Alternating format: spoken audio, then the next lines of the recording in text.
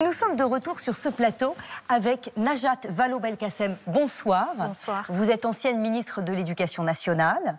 À vos côtés, Aurore Bergé. Bonsoir. Bonsoir. Vous êtes députée, ancienne ministre de l'égalité entre les femmes et les hommes. Alors, vous défendez toutes les deux fermement la laïcité, mais pas de la même façon. Pour vous, Aurore Bergé, interdire l'abaya à l'école, c'est ça, défendre la laïcité ?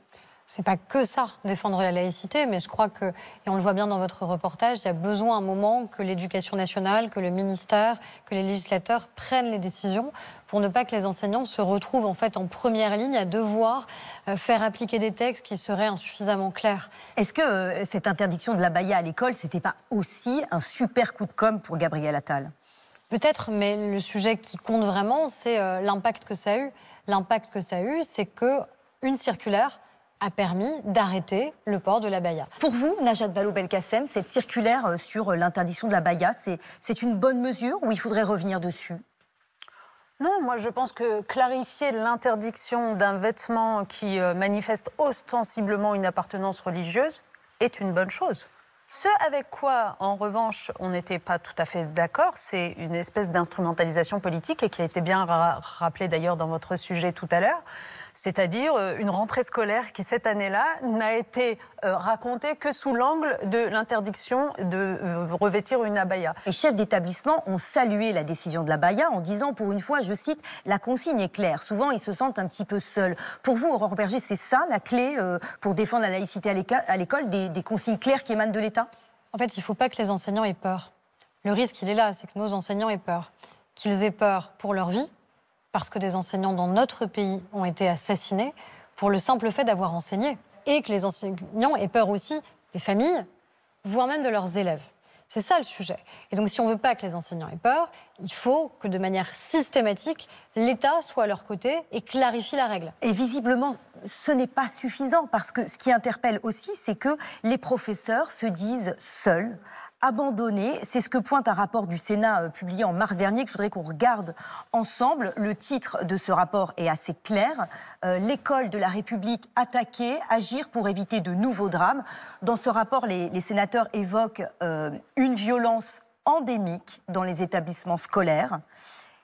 Et ils pointent chez les professeurs une solitude pesante dans un contexte de remise en cause de l'autorité de l'école et de l'enseignant. Je vous pose la question à toutes les deux, parce que vous avez été ministre. Est-ce que l'État a abandonné les professeurs face à ces groupes d'influence qu'on voit sur les bancs de l'école? Alors moi je voudrais quand même dire juste deux choses. L'école est une cible et ça doit nous montrer à quel point elle est précieuse, l'école de la République. Et donc il faut qu'on la défende vraiment.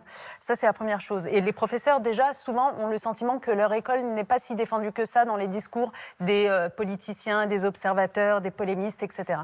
Et puis on doit passer un message aussi aux parents, car figurez-vous que beaucoup des incidents dont on est en train de parler, qui ne se terminent pas toujours en tragédie, mais qui passent par des injures, des insultes, des menaces, etc., sont le fait aussi de parents, et notamment sur les réseaux sociaux. Et je crois qu'il faut leur dire clairement que déjà dans l'absolu, ce sont évidemment des infractions pénales, hein, insultes, injures, menaces, mais que en plus, depuis quelques années, chaque enseignant qui reçoit une telle insulte ou une telle menace se sent comme avec une épée de Damoclès au-dessus de la tête, parce qu'il est possible que quelqu'un passe à l'acte derrière.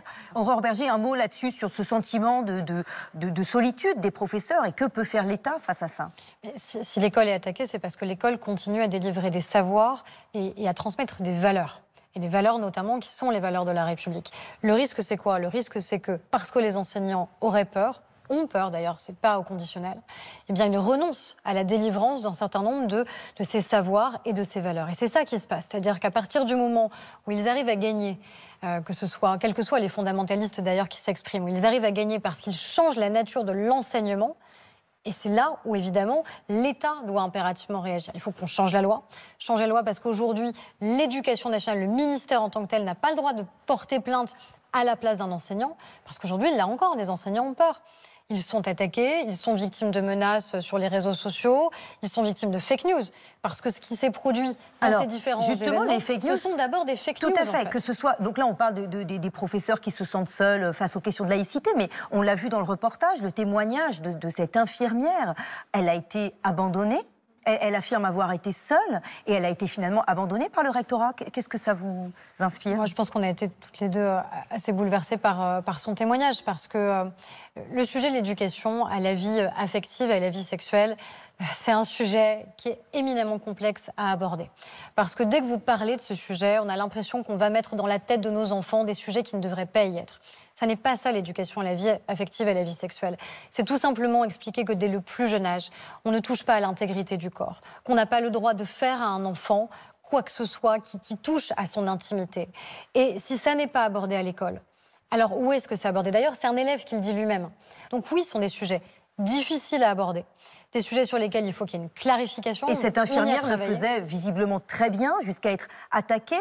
L'État l'a laissée seule. Najat Vallaud-Belkacem, une réaction sur... Alors moi, déjà, ce qui m'a frappée dans ce sujet, vous vous souvenez qu'il y a 10 ans de cela maintenant, j'avais lancé comme ministre des droits des femmes puis de l'éducation nationale un programme justement sur ces questions d'égalité filles-garçons dans les écoles qui s'appelait les ABCD de l'égalité. Et vous vous souvenez de tout ce qui s'est ensuivi, c'est-à-dire justement des fake news, des mouvements de mobilisation des parents, notamment des milieux populaires, pour instiller le doute dans leur esprit sur ce qu'on faisait à travers ces programmes très innocents d'apprentissage d'égalité. Et déjà, c'était des horreurs un peu comme celles qu'on a entendues dans le reportage qui circulaient sur soi-disant le fait qu'on apprenait aux enfants à changer de sexe ou d'orientation sexuelle à l'école, etc. Bon.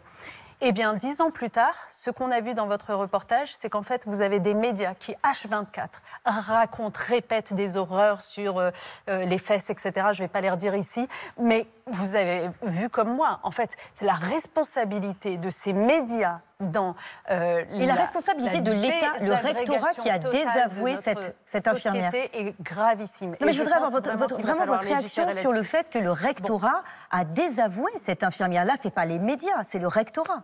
Est-ce que c'est normal? Non, moi, je le regrette fondamentalement. Je pense que le rectorat a fait une énorme erreur. Je ne comprends pas. Vous avez vu dans quel état elle est aujourd'hui, cette femme? Elle a été visiblement suspendue de ses activités de formatrice. En fait, c'est scandaleux et c'est terrible parce que c'est comme ça qu'on recule à chaque fois et c'est comme ça que plus personne, en effet, ne va oser aller dispenser de cours d'éducation, soit à l'égalité, Aurore Berger, je voudrais juste une réaction de votre part là-dessus, sur le fait que le rectorat a désavoué cette infirmière. En fait, c'est ça qui ajoute à ce climat de solitude.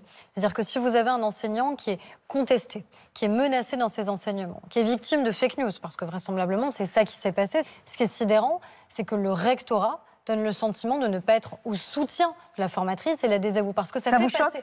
Oui, parce que ça fait passer le message aux enseignants de dire, aux enseignants, aux formateurs, à toutes celles et ceux qui œuvrent au sein de l'éducation nationale, nous ne sommes pas à vos côtés. Alors j'aimerais juste qu'on revienne sur la question de la laïcité à l'école, parce que vous le savez, Najat Vallaud-Belkacem, on a longtemps reproché à la gauche de ne pas suffisamment qualifier la menace islamiste dans les écoles. Est-ce que aujourd'hui vous comprenez ces critiques? Alors moi, est-ce qu'il n'y avait pas une peur, justement? Non, enfin vraiment, accordez-moi d'avoir beaucoup travaillé sur les questions de laïcité et de lutte contre la radicalisation, parce que j'ai eu, d'une certaine façon, le triste privilège d'être ministre de l'Éducation au moment des attentats contre Charlie Hebdo. Et contre l'hypercachère, et puis ensuite contre le Bataclan, et puis ensuite contre Nice. Donc toutes ces questions-là ont accompagné mon action de ministre. Justement, je voudrais qu'on regarde ensemble une interview qui a fait beaucoup polémique. C'était en 2016, juste après les attentats. Vous êtes sur le plateau de Canal+, chez nos confrères de Canal+, et vous êtes aux côtés du responsable, j'imagine que vous en souvenez, d'une ONG... Oui, absolument, de quelqu'un qui refuse de me serrer la main. Voilà, alors, il est responsable d'une ONG islamiste, une ONG très controversée déjà à l'époque parce que soupçonnée d'incitation à la haine. Vous vous retrouvez à côté de cet homme qui va tenir des propos... On précise quand même que c'est pas moi qui l'ai invité, n'est-ce pas? Bien sûr, non, il est à vos côtés sur un plateau et ses propos vont vous laisser sans voix. On regarde l'interview. Vous vous présentez comme musulman orthodoxe? Musulman normal. Normal? Ouais, musulman normal. Vous serrez la main aux femmes, par exemple? Non, comme certains rabbins, je ne serre pas la main aux femmes. D'accord. Est-ce qu'aujourd'hui, est-ce que vous condamnez les agissements de l'État islamique? Moi, en fait, je vous réponds très clairement que je pense que ce n'est pas équitable, ce n'est pas juste de poser la question à un musulman comme moi parce que je suis musulman. Donc, on est un peu gêné de la réponse, pour tout vous dire. Najat Vallaud-Belkacem, vous avez envie de réagir? Non. Alors ce jour-là, vous refusez de réagir à cet homme qui dit refuser de serrer la main à des femmes, qui ne veut pas condamner l'État islamique. On vous sent mal à l'aise sur le plateau. Oui, extrêmement mal à l'aise. Pourquoi vous ne condamnez pas ces propos à cette époque? On vous l'a reproché, c'est pour ça que je vous pose la question. Pardon, mais refuser de réagir tel que je le réponds à ce moment-là, c'est une marque de mépris d'une certaine façon. Je suis en désaccord total avec ce qu'il vient de dire. Est-ce qu'en tant que ministre de la République, c'était pas votre rôle de condamner fermement ces propos? Attendez, c'est là qu'il faut être un peu sérieux dans nos analyses. Lorsque ce monsieur, avec qui je ne partage rien, je n'ai aucune sympathie particulière pour lui, mais lorsque ce monsieur vous dit, mais moi comme religieux, tout à fait fondamentaliste, en fait, il se reconnaissait comme cela. À l'instar d'autres religieux, dans d'autres religions, ne serre pas la main des femmes. Ben voilà, enfin, je veux dire, oui, c'est une réalité. En effet, dans d'autres religions, moi, je connais des religieux qui ne serrent pas la main des femmes. Point. Aurore Bergé, peut-être une réaction face à cette question? Moi, je crois que la question de l'ambiguïté de la gauche, elle est ressortie au moment de la question de l'interdiction de l'abaya. Pourquoi? Mais parce qu'il suffit de regarder les réactions de la France Insoumise. Tout simplement, il suffit de reprendre les déclarations de Mathilde Panot, de Jean-Luc Mélenchon à ce moment-là, qui considèrent que interdire l'abaya et donc poser une règle claire, attendue des Français, nécessaire pour les enseignants, est vécu comme une insulte, une menace que l'on ferait peser sur telle ou telle catégorie de citoyens. Mais la question posée notamment par Najat Vallaud-Belkacem, je vous cite, vous dites la laïcité est trop souvent le masque de l'islamophobie. Est-ce que c'est pas ça que vous dénoncez aussi? Moi, ce que je dénonce, c'est que depuis des années, on parle de laïcité exclusivement pour jeter en pâture, en effet, un type d'élèves, un type de population, et en l'occurrence, une population musulmane. Mon grand regret, c'est que comme ceux qui parlent à longueur de journée de laïcité le font essentiellement pour en tirer un gain électoral et donc avec une instrumentalisation permanente dans la tête, eh bien, il n'y a pas cet équilibre-là, il n'y a pas ce sérieux dans la recherche des solutions. Et c'est pas comme ça qu'on va embarquer les jeunes générations, hein, qui sont de plus en plus vives, justement, à l'égard de ces règles qu'on cherche à leur imposer, et qui ont besoin de voir qu'elles ne sont pas injustement traitées, que c'est des règles qui valent vraiment pour tous. D'ailleurs, à ce propos, Aurore Bergé, vous avez été critiquée pour avoir soutenu en 2019 une proposition de loi pour interdire le voile pour les mamans accompagnatrices en sortie scolaire, c'est-à-dire au-delà de l'enceinte de l'école. Pourquoi avoir soutenu cette mesure? Je l'assume, mais c'est à refaire, je le referai. Parce que je considère que sur le temps scolaire, sur ce qui est obligatoire pour nos enfants dans le cadre du temps scolaire, il doit y avoir un principe de laïcité qui s'applique à toutes celles et ceux qui sont auprès de nos enfants. Tout simplement. Et le principe de laïcité, d'ailleurs, c'est pas uniquement la question religieuse, c'est la question politique, c'est la question syndicale. Je pense que ça choquerait sans doute beaucoup de vos téléspectateurs si un parent accompagnait à une sortie scolaire avec un t-shirt politique de soutien à tel ou tel candidat à l'élection présidentielle. Pourquoi ça choquerait moins que ce soit une appartenance religieuse, quelle que soit cette appartenance religieuse? Non, mais c'est peut-être l'enchaînement des choses. Vous avez aussi tenté d'interdire le voile à tous les mineurs dans l'espace public, c'est-à-dire au-delà de l'école. Est-ce que vous comprenez qu'à un moment, certaines personnes se disent qu'il y a une obsession des musulmans et une volonté de les stigmatiser? Est-ce que vous entendez ça? Oui, mais ceux qui disent ça sont ceux qui, justement, utilisent et espèrent utiliser un vote communautaire, si ce n'est communautariste. C'est bien tout le sujet, encore une fois. Qui m'a attaqué sur cette proposition? Qui peut être contre le fait... Des membres de votre parti qui ont dit « Not in my name », le hashtag, très bien. Pas en mon nom, ils ne voulaient pas être associés. Des membres de votre parti. Ils n'en sont plus membres aujourd'hui, notamment un qui a rejoint Jean-Luc Mélenchon, pour ne pas le citer lui encore. Ça ne venait pas que de la gauche. Encore une fois, qui peut être en désaccord? Quels sont les Français? Quels sont les parents qui sont en désaccord avec le fait qu'un enfant de 6 ans, de 7 ans, de 8 ans, une petite fille de 6 ans, de 7 ans, de 8 ans, ne consent pas au fait de porter un vêtement religieux ostensible? À 6 ans, à 7 ans ou à 8 ans, on n'a pas la faculté, le recul, la capacité à dire ce qu'on veut ou ce qu'on ne veut pas. On obéit à ses parents, on répond à l'éducation qu'on nous délivre. Alors j'aimerais d'ailleurs vous faire réagir à des chiffres qui interpellent. Ils sont issus d'une étude de l'Institut Kantar, publiée il y a 1 an, où on apprend que 60% des jeunes de 18 à 30 ans pensent que la laïcité est instrumentalisée pour dénigrer les musulmans. Aurore Bergé, à force de pointer l'abaya, le voile, est-ce que vous comprenez que certaines personnes se sentent stigmatisées? Et ce combat pour la laïcité, Est-ce qu'il n'est pas en train de se retourner contre vous? À force surtout d'entendre des responsables politiques dire à longueur de temps que la laïcité se fait contre certaines catégories de Français, eh bien oui, certains commencent à le croire. Et c'est bien toute la difficulté 60% des jeunes de 18 à 30 ans. Najat Vallaud-Belkacem, qu'est-ce que ça vous inspire, ce chiffre? Ça m'inspire ce que je vous disais tout à l'heure. Ça ne vous surprend pas, en fait? Non, mais ça ne me surprend absolument pas. C'est une telle évidence. On a besoin d'une pédagogie de la laïcité. On ne peut pas... Attention, je ne parle pas des enseignants en disant ça. Je parle des hommes politiques, femmes parfois, et des polémistes. On ne peut pas passer son temps à n'évoquer la laïcité que comme finalement la meilleure arme possible contre la population musulmane, la meilleure façon de se faire la fraise sur un plan politique, de conquérir rapidement des voix et des votes.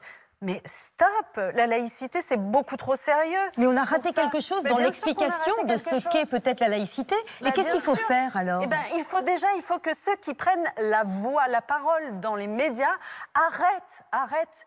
Retrouve un peu de sérieux. Les choses sont graves, nos enseignants sont menacés. C'est-à-dire de sérieux. Vous adressez à Aurore Berger qui parle beaucoup d'islam en termes de laïcité. Non, mais c'est intéressant. Comment faire quand une communauté musulmane, en l'occurrence, se sent stigmatisée? Comment on sort de ça? Encore une fois, pourquoi elle se sentirait stigmatisée? Peut-être parce qu'il n'y a que des mesures sur l'islam. Mais c'est pas vrai. La loi de 2004, c'est pas une mesure sur l'islam. Mais les récentes mesures. C'est pas vrai. C'est une loi générale, courageuse prise à l'époque, qui permet de poser un principe général sur l'ensemble des signes religieux ostentatoires. Donc la question, elle n'est pas de viser ou de cibler une catégorie de Français en raison de leur confession, c'est de dire, contrairement à ce que certains disaient dans le reportage, qu'encore une fois, quand vous êtes un enseignant, vous n'avez face à vous que des élèves. Vous n'avez pas face à vous des communautés. Vous n'avez pas face à vous des appartenances religieuses. Najat Vallaud-Belkacem, pour vous, la laïcité, actuellement, elle est en danger? Oui, la laïcité, elle sera, je pense qu'elle a toujours été d'une certaine façon en danger. Elle est plus qu'avant? Parce que quand la loi de 1905 a été adoptée, elle a été adoptée pour mettre fin à une espèce de guerre entre les deux Frances à l'époque. Donc oui, elle n'a jamais rien eu d'évident. Ensuite, elle s'est installée pendant un certain nombre de décennies, et c'est tant mieux. Et finalement, chaque génération va venir avec d'autres façons de chercher à tendre la situation. Je pense que c'est très important qu'on la défende, mais il faut des responsables politiques qui, encore une fois, prennent ce sujet au sérieux. La laïcité reste un combat, on l'a bien compris. Merci beaucoup à vous deux d'avoir accepté cette interview. Merci à vous.